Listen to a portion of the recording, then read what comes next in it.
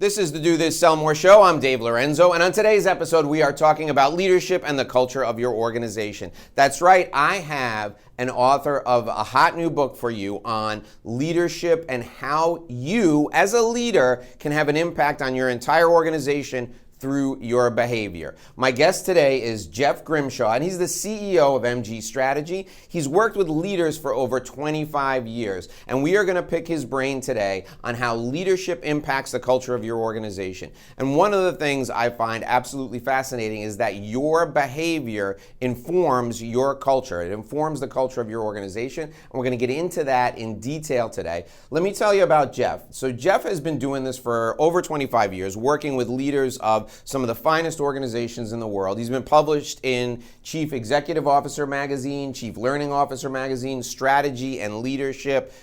Basically, he's done in-depth research on the topic of leadership for over 25 years. His new book is titled 5 Frequencies, Leadership Signals That Turn Culture into a Competitive Advantage. And let's face it, if you're watching us on YouTube or you're listening to this on the podcast, you want a competitive advantage. So spend the next 20 minutes with us talking about what you're doing in your organization, how it impacts the culture of your organization, and how you can improve as a leader. Join me now in welcoming Jeff Grimshaw to the show. Jeff, thanks for being with us. Welcome.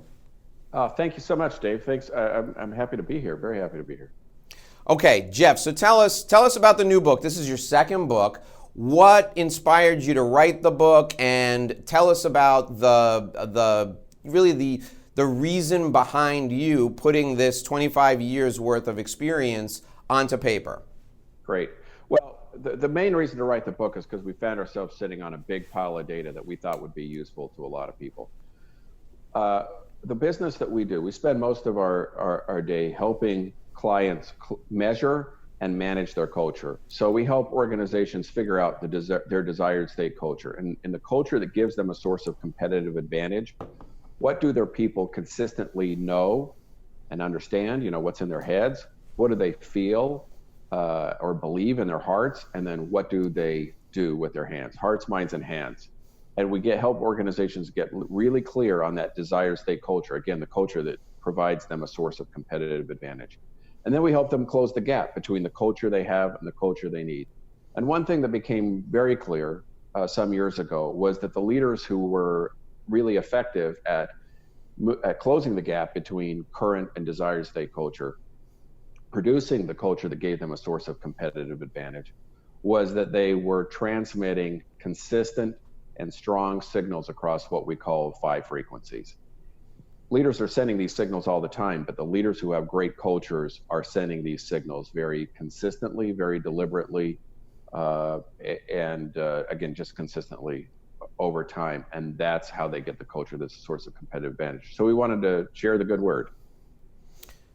Okay, Jeff, so I'm intrigued by the 5 frequencies. So do me a favor and help our audience describe what the 5 frequencies are, and then I'm going to tell you which one is the one that that really gets me excited, and maybe we can talk a little bit more about that. Describe the 5 frequencies for us right now.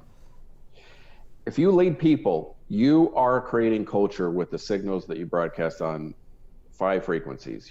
One is your decisions and actions. Number 2 is what are you rewarding and recognizing? Number 3 is what you tolerate or don't tolerate. Number 4 is how you show up informally. And then number 5 is formal communication. In lots of organizations, people think, okay, well, we want a little bit different culture. We're going to, throw up some posters on the wall or push out a new screensaver to our Salesforce or whatever it is. But the reality is that the 5th frequency, formal communication, is probably the least powerful. The leaders who are turning culture into a source of competitive advantage across all those 5 things are sending consistent, deliberate messages over the long run. Okay, so I want to talk about 2 things that are really important to the folks who are listening today and watching on YouTube, on our YouTube channel.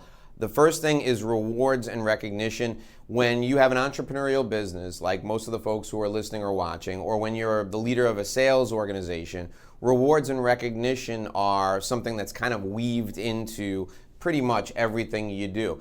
Tell me about what did you find with rewards and recognition? What helps build a strong culture related to rewards and recognition? Well, number one is you've got to, this sounds really dumb, really simple, but you've got to reward what you want to see more of. There's a guy named, I'm blanking on his name, so I'll tell you later. There was a guy, Stephen Kerr, who was a management professor in the 70s. He wrote a famous paper on the folly of hoping for A while rewarding B. And the guy became famous, he became so famous that he ultimately became a senior advisor at Goldman Sachs. But the whole point, and I'll tell you about that in a second, but the whole point was that we have misaligned reward systems in so many organizations where we hope that people will do one thing. We hope that people will be good team members. We hope that people will collaborate. But what we really just pay them for is individual effort. Or we hope that people will raise their voices and be good problem solvers and help us innovate. But the people we really reward are mostly the people who never annoy us by keeping their mouth shut. So this guy, Stephen Kerr, from the 1970s, made a name for himself by pointing out how often we have misaligned reward systems.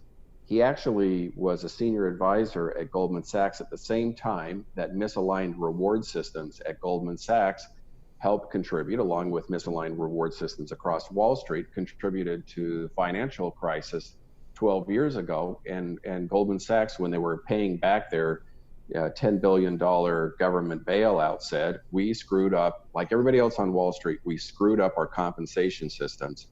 We were hoping to incentivize long-term stability, but what we incented people for were doing stuff that actually only paid off in the short run. And I tell you that story not because that has immediate relevance to most of the people listening, except to illustrate how hard it is to live that principle. The guy who actually coined the phrase couldn't actually pull it off. And it's a problem that you see in almost every team. We say we want to reward one thing, but that's not exactly the thing that we're actually incentivizing. Okay, so Jeff, let me drill down on this a little bit. Should we be rewarding the end result, or should we be rewarding the behavior that gets us to the end result? Yeah, I think it all depends on what you're really looking for. But for most organizations, most sales organizations, if what you really want is the end result, then part of what we've got to then we've got to align the reward system with the behavior and the outcomes that we're looking for. But the problem with having it focus only on results is that you can have people who get results the wrong way. So unfortunately, I don't have a simple solution. The only point being that if you don't like the results you're getting, then you got to step back and say, okay, so what is our reward system actually rewarding?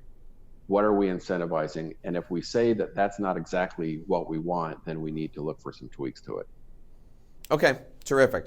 Now, let's talk a little bit about the behavior and the reward system and how it is weaved into the fabric that creates the culture.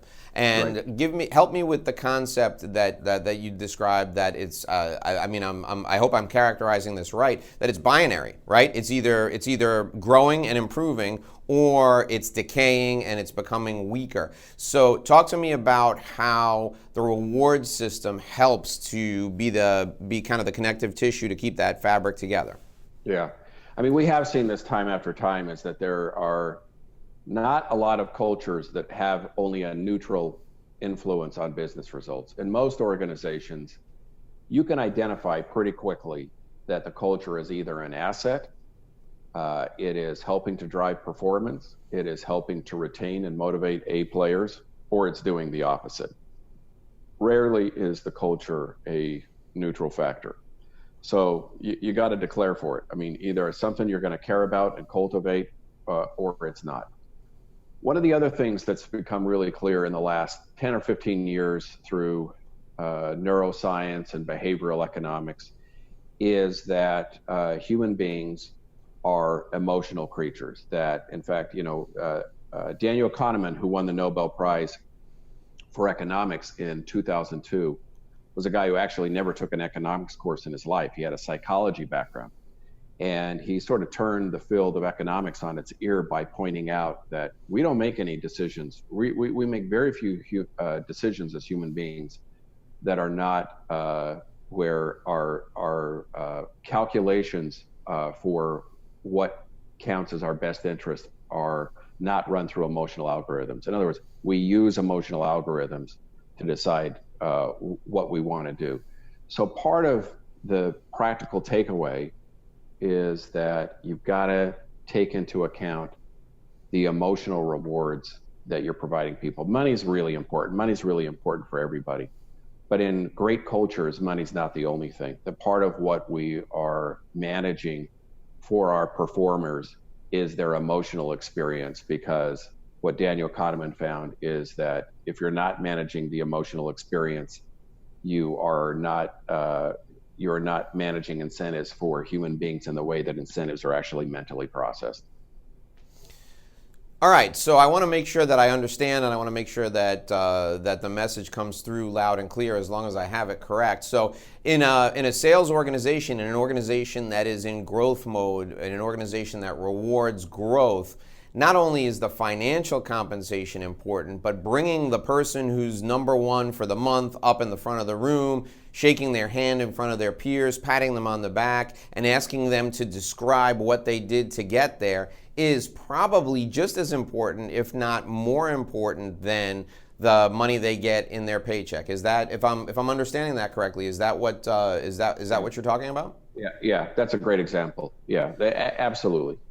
That in terms of that you get double value there. That you've incented the organization, but you've also created this sense of, human beings are comparative animals. That's one of the other things that Daniel Kahneman found. We're constantly comparing ourselves to others, and so bringing up the person who killed it last month, and then also using that as an opportunity to learn from that, creates an emotional environment that motivates people to keep pushing. Now, the challenge is, because human beings are also highly attuned to comparison, that also means that as a sales leader, you have to be really conscious of perceived inequities. You have to make sure that you're not playing favorites. You have to make sure that you're being as objective as possible, because when people believe that they're doing the same amount of things, producing the same amount of results, but other people are somehow getting more rewarded for that, it just goes back to our human wiring. We are so attuned to that, it freaks people out. That is part of what it means to lead human beings. All right, now you've hit on a nerve here, I think, for everybody who's ever managed people. Forget about being in a sales organization, right? With everybody who's ever managed people. And the key word in the statement you just made is perceived inequities, right? So what can we do as leaders, as business owners, or as sales leaders? What can we do to make sure that we've demonstrated that the process is fair, that it's not rigged? How can we influence that perception? Yeah, I think there's only really one or two good ideas here, at least that I'm aware of. And one is to be as transparent as possible. So sometimes, so the more open you can be, sometimes people won't like the decisions. But one of the other things that drives human beings crazy is if they feel like they can't get an answer. We are human. We are uncertainty reducing animals. We want to reduce our uncertainty. So when people feel like the calculations for what is rewarded happen in a black box to which they don't have access, that's going to be crazy making for people. So the more transparency, the better. And then of course you actually have to be consistent yourself and make sure that there are not any reward decisions you're making that you can't justify to everybody. All right, that is fantastic advice, and that's great. That's one of the 5 frequencies: recognition and reward. We're talking to Jeff Grimshaw. He's the CEO of MG Strategy. He's got a brand new book out, 5 frequencies, leadership signals that turn culture into a competitive advantage. And that's what our show is all about. It's about giving you a competitive advantage. Do me a favor, if you're watching on YouTube, please hit the subscribe button, ring the notification bell. And the reason I want you to do that is because my daily show called, surprisingly, The Dave Lorenzo Daily, issues a new episode every day at 5 p.m. I don't want you to miss it, so make sure that you hit the subscribe button and ring the notification bell so that you get notifications when the new show goes up every day. This show, the Do This Sell More show, comes to you every week, every Thursday, and we publish a new episode every Thursday. It goes live on the podcast at noon, and the video goes up at 6 p.m. You don't want to miss a single episode because today we've got Jeff Grimshaw, the CEO of MG Strategy, with us, and next week there's no telling who will be with us. All right, so Jeff, let's talk now about communication. And you dedicate 2 of the 5 frequencies to communication. There's informal and formal. Tell me about the difference between informal and formal, and then let's talk a little bit about each. Yeah. So formal communication is really the kind of stuff we're talking about that involves communication support or technology. In other words, if you're walking around with a PowerPoint deck or you're putting it on a poster, that's formal communication. If you're giving a speech, leading a town hall that you're working from pre-printed talking points, that's formal communication. What we mean by informal communication are the times that you spend in unscripted settings. Doesn't mean that you haven't walked into these conversations with purpose, but they really are conversations, and it's really about how you show up, and in fact whether you show up, that it has just a huge impact on culture, and typically significantly more of an impact on culture than anything you're doing in the way of formal communication. Okay, now how much formal communication should go out in any given organization? How much formal communication do we need? Whatever you put out should only amplify whatever it is that you are very consciously broadcasting on the other 4 frequencies. Your decisions and actions, what you're rewarding, recognizing, what you tolerate or don't, and then through your informal communication.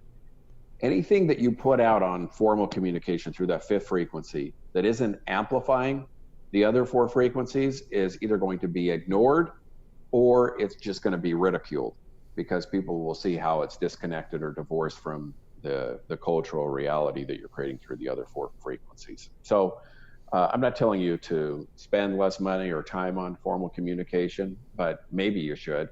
And if without knowing any context, if somebody said, should I spend half as much time on formal communication and then channel that energy and those resources into the other 4 frequencies, I'd say, yeah, without knowing anything else, I'd say that's probably a pretty good wager.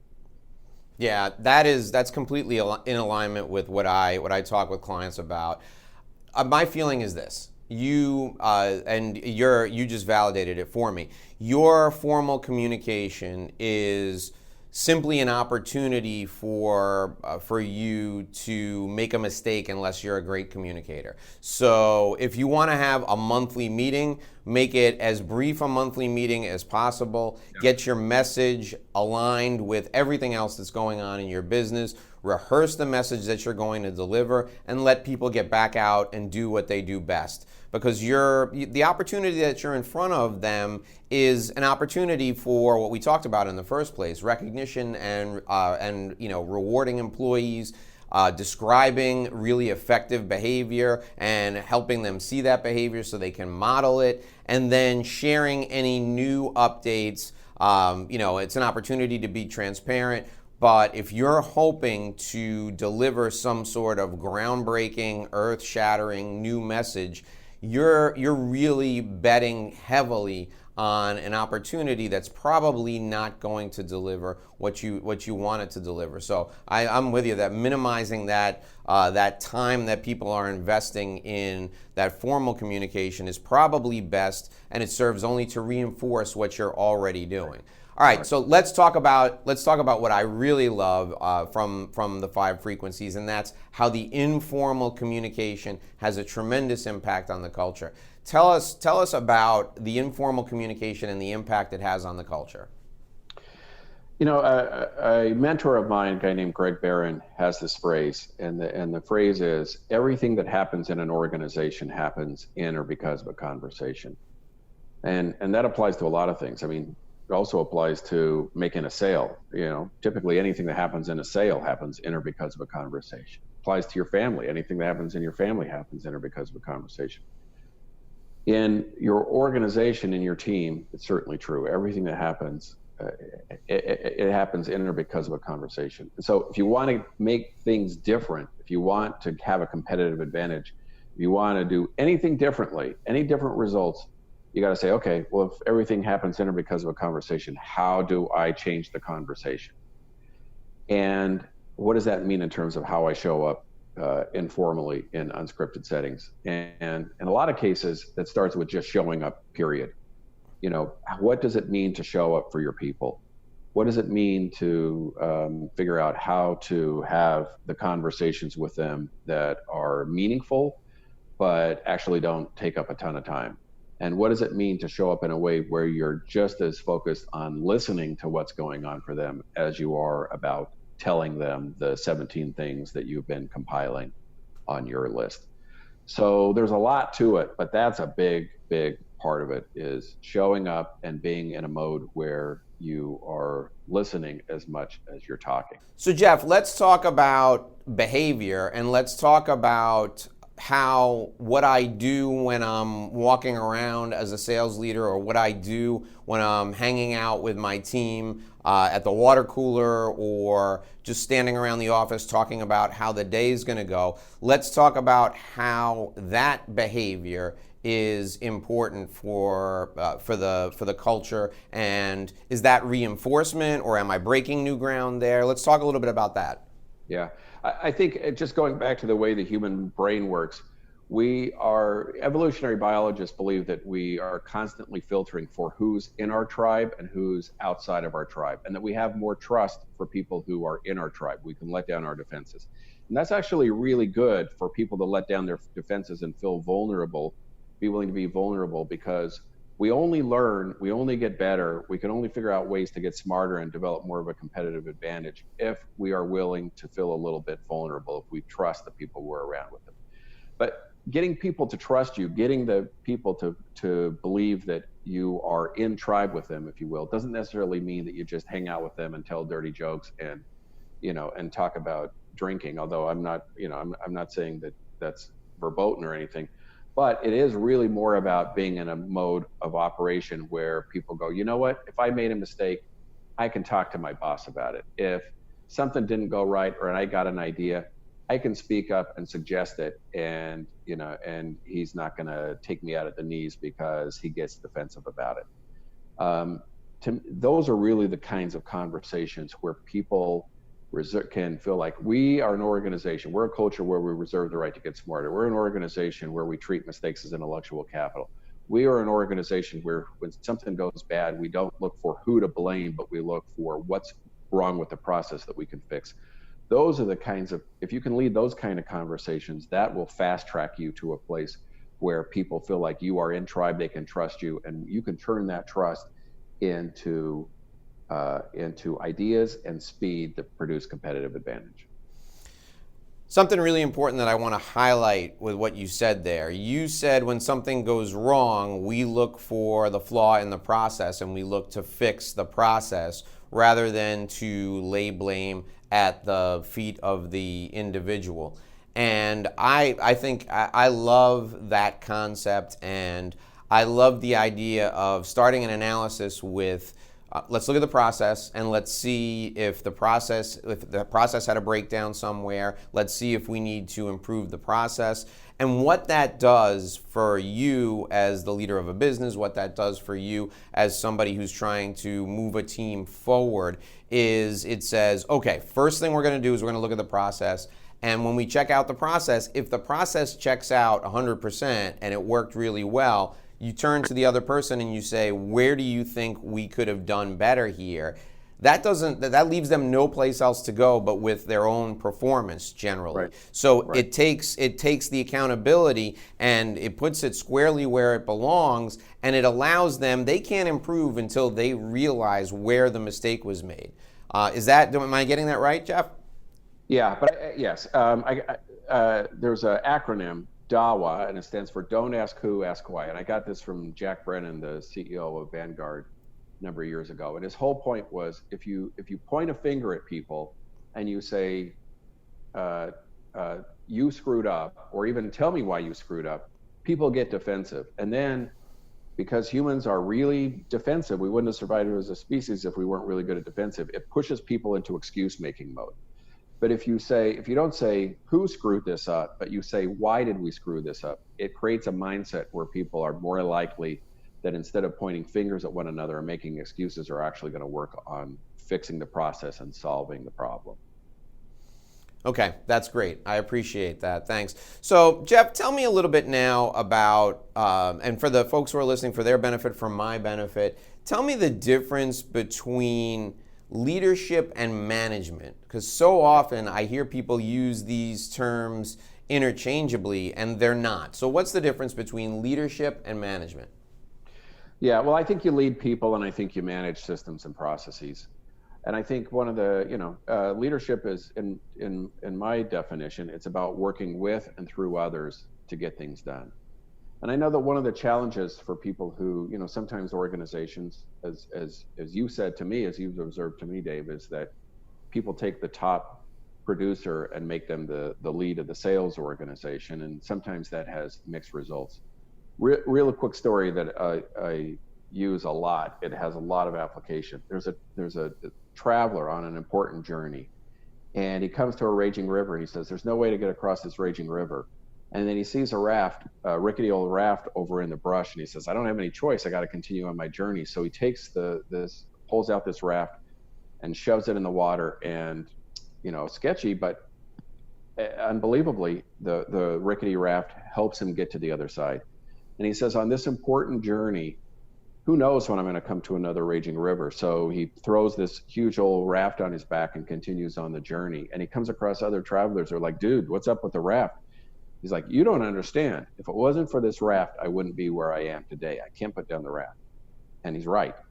He literally would not be where he is today if it wasn't for the raft. And the other thing that's true is he's not getting to where he's going unless he puts down the damn raft. The reason I tell the story in this context is because a lot of us are carrying rafts, and maybe there are plays that we run, maybe there are parts of our success formula in the role that we last occupied, and they are rafts because we literally would not be where we are today if we had not picked up that raft somewhere on the journey. And the reality is you're not going to get to where you need to be as a leader until you put down the damn raft. I love it. Thank you for telling that story. That's perfect. That is the perfect way for us to round out our conversation today. The habits that you have and the culture that you have that got you to where you are today may not be the habits and the practices and the culture of the organization that you need to get you where you're going tomorrow. We've been speaking with Jeff Grimshaw. He's the CEO of MG Strategy. Jeff, how can we find more from you? Where can we, first of all, I know we can get the book on Amazon. I'm going to put a copy of the link for the book on Amazon in the description on YouTube and in the podcast description. But where can people go to get more from you on a regular basis? Tell us what your website is and how they can get in touch with you. Yeah, the website for the book is 5frequencies.com. You can either use the number 5 or you can spell it out, 5frequencies.com. And when you're there, you can download for free the book's introductions, so you can check it out and see if it's of interest to you before you order the whole thing. There's also a discussion guide. Lots of people are using this book as in book clubs, in business book clubs, and so there's a discussion guide to help you get maximum value from it. Wonderful. So go to 5frequencies.com, is that right? Yep. 5frequencies.com, either the number or you can spell it out, 5frequencies.com. That's where you can get the introduction and download the discussion guide. I love the fact that it has a discussion guide. Could this guy have made your job any easier? The information is right there. Buy 20 copies of the book, give it to all your managers, go download the discussion guide from the website. I'm telling you, this type of resource will help you not just today, but it'll pay big dividends for you throughout your career. So pick up a copy of the book, do yourself a favor, and go to the website, 5frequencies.com, download the discussion guide, use it with your people. The information that we've shared just in the last 30 minutes alone will help you not only build a stronger culture, but it can help you lead your team to greater results. And if you make 1% improvement each day, this is the old Alan Weiss axiom. Alan Weiss is a mentor of mine. If you make 1% improvement each day in 70 days, you've doubled your productivity, you've doubled your knowledge, you've doubled your learning. Jeff, it's been a pleasure and an honor to have you with us. Thanks so much for joining us today. Dave, thanks for having me on. All right, folks, that'll do it for another edition of the Do This, Sell More show. We are back here every week. Every week, you can download the podcast at noon on Thursdays, and you can watch another interview beginning at 6 p.m. every Thursday on the Dave Lorenzo YouTube channel. Until next week, I'm Dave Lorenzo, and here's hoping you do this and sell more.